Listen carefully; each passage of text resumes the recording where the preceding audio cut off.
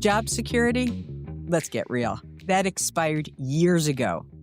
And if you haven't been in a search for a while, you will, by choice or when choice runs out. Most executives I talk to stay way too long. They see the signs and then they rationalize them away. But the real trap isn't the job or the transition. It's this faulty belief that what comes next has to be worse. So screw that. I built this show for you and for other executives who want more but aren't sure how to get there. Let's start with this. You already know that the old rules don't work. The resume, just a piece of paper, and the recycled advice, more noise. This is Career Blast and a Half for executives over 40 who want smarter moves, faster wins, and zero wasted motion. I'm Loren Greiff, and I've spent my career helping leaders like you land where they belong, on purpose, with power, more earnings, and without apology. So let's go. Well, hello, and Happy New Year. Today, what we're going to be talking about is so relevant to 2026 that I am strongly recommending that you not only tune in, but grab your notebook because this is going to be very juicy. And before we get into that, I just want to take one moment to and for you for listening, for continuing to walk the talk and do the things, and my utmost appreciation for an absolutely wonderful year of so many of you reaching out and listening and sharing, how your searches are going. So with that, I want to bring it to you. Here's what's happening in 2026, and here's what you can expect. There's a quiet math that decision makers are doing on you right now.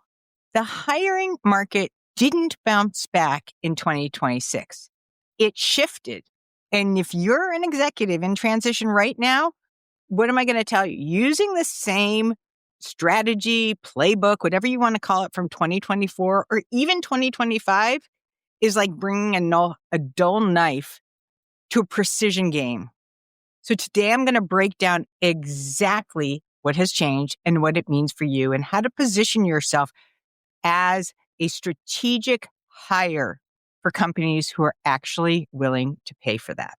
Now, there's a big difference, and we're going to get into it, between getting a job and being a strategic hire.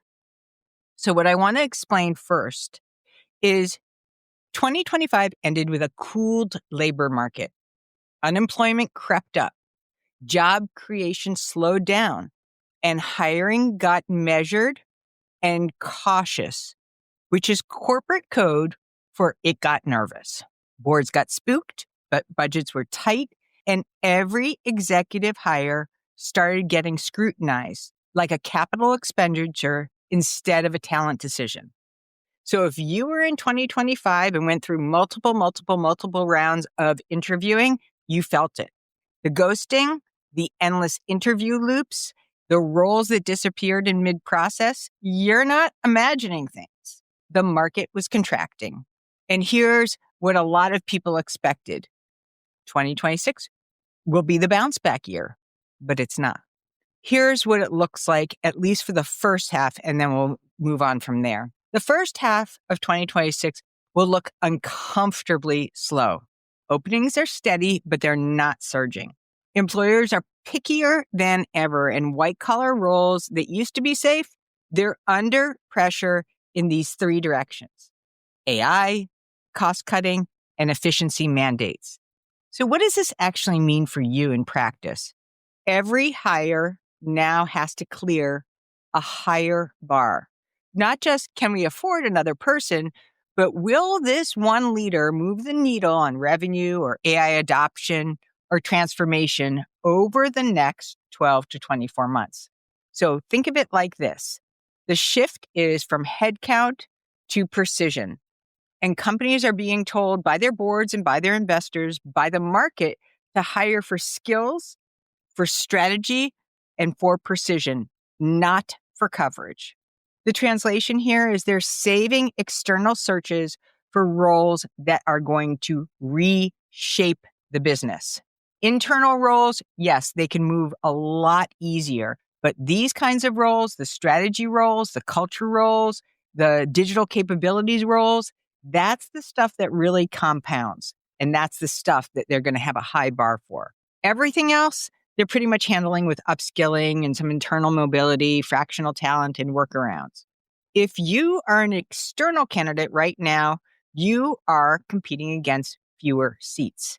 And the seats that exist, they are reserved for people who can prove, important word here, prove strategic impact before, another important word, before they walk in the door. So here's the new hiring math and the shift that nobody else is talking about. Time to fill used to be the metric. How fast can we move somebody into this seat? But that's not the case in 2026. Executive hiring is to be judged on retention and impact over the first 12 to 24 months. So what that means is that they are no longer rushing to make a fill. They are looking for a longer term hire. Boards know a bad senior hire costs more in a fragile market. The wrong CFO, the wrong chief digital officer, the wrong VP of whatever, that's not just a recruiting fee down the drain. That's lost quarters of business, lost momentum, and lost credibility with investors. So write this one down. The question isn't, do I fit the role anymore? It's, are you or am I the strategic lever that they need to survive with respect to what's coming? It's a very different question and a very different answer.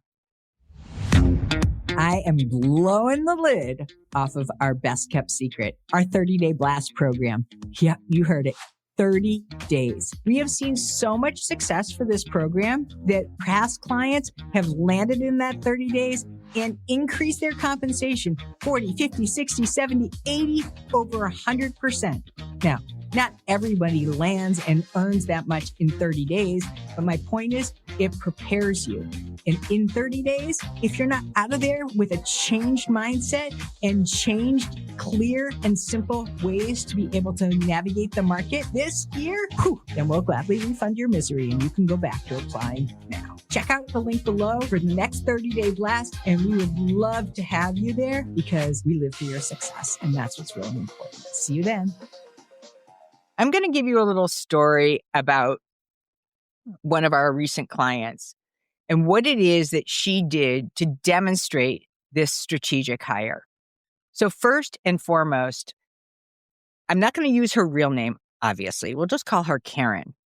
And Karen is a solid salesperson.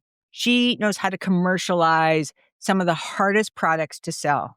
And she was in a series of interviews. She actually has 2 offers right now on the table, so what we call good problems. But in one case, she was up for one role, and they realized midway through the interview process, you know what? I think this person has a bigger impact, is able to bring a bigger impact to our organization than the role she was actually interviewing for. So what did she do? She agreed, first of all. And second of all, I suggested to her, please do not wait, not 1 minute before waiting for them to reply with what that role is, because it was undefined. It was like a blue ocean. So she went ahead. We worked through a job description and she sent that thing. And she was a little cautious, like, maybe I'm stepping on some toes. And she actually admitted that when she sent it. Hey, CEO, I don't know if I want to step on these toes and take this kind of assertion. But wouldn't you know it?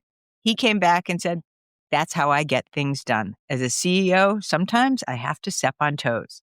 Anyway, yes, she did land the offer, but the point is that she was able to demonstrate both through the job description and her earlier conversations with them, even before that, through her conversations with some of the people that were part of that organization, through friends, et cetera, through LinkedIn, that she was thinking strategically and that she had the ability to impact the kind of change that they were looking for. So what does this mean for you if you're in transition right now? Okay. In 2025, you may have been able to get away with a strong fit to get in the room, but in 2026, you need to prove that you are their strategic asset, not another salary line.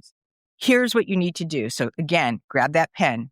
Your stories need to speak to cost discipline, AI-enabled productivity, risk management, transformation outcomes, because hiring leaders are under more pressure than ever to justify every external executive as an investment, not an expense. Let me say that again, right? You're not being evaluated as a candidate. You're being evaluated as an investment. And in investments, you have to show those projected returns. So when you walk into that conversation or that Zoom or that networking coffee, you're not there to prove that you can do the job. You're there to prove that you're that strategic linchpin or lever that they cannot afford to pass up. Let's get deeper. That means that your resume cannot be a history of what you did. It has to be a forecast of what you will deliver. Future forward. Stories cannot be about responsibilities, tasks and responsibilities for an earlier part of your career. Now they are looking for outcomes, quantifiable textualization, and relevance to what they are facing now. Please, ixnay or 86, this whole idea of, well, I'm qualified. It's, I'm the answer to the problem keeping your CEO up at night. That's really important. Don't dumb it down. I'm warning you. I'm saying this out of mad respect for all of the pattern recognition and the wisdom that you've accumulated. Don't dumb it down. So let's just summarize this really, really succinctly. Here's your top line. Precision over headcount, ROI over resume, strategy over safety. That's 2026. The executives who land this year won't be the ones with the longest track record and the most impressive titles. They'll be the ones who understand what companies are actually buying right now and position themselves exactly that way. Not another candidate, not another salary line, and certainly not a risk, a strategic asset.